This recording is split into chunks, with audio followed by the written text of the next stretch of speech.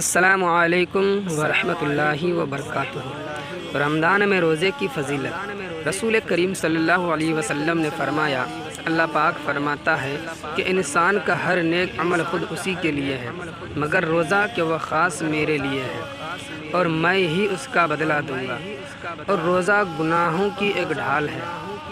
اگر کوئی روزے سے ہو تو اسے فحش گوئی نہ کرنی چاہیے اور نہ شور مچائے۔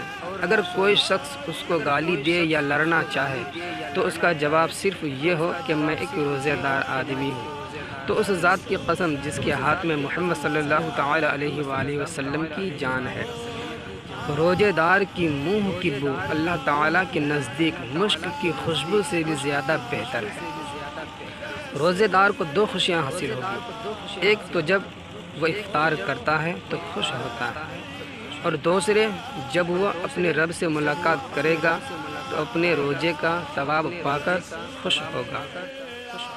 رسول اللہ صلی اللہ تعالی علیہ وآلہ وسلم نے رمضان کا ذکر کیا تو فرمایا کہ جب تک چاند نہ دیکھو تو روزہ شروع نہ کرو، اسی طرح جب تک چاند نہ دیکھ لو روزہ موقوف نہ کرو، اور اگر ابر چھا جائے تو 30 دن کا پورے کر لو۔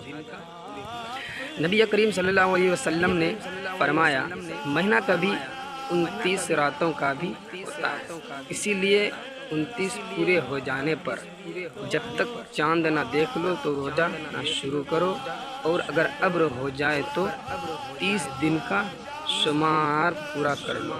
دوستو، اگر ویڈیو پسند آئے تو ہمارے ویڈیو کو لائک کرنا، شیئر کرنا، کمنٹ کرنا اور ہمارے چینل کو سبسکرائب کرنا۔ السلام علیکم ورحمۃ اللہ۔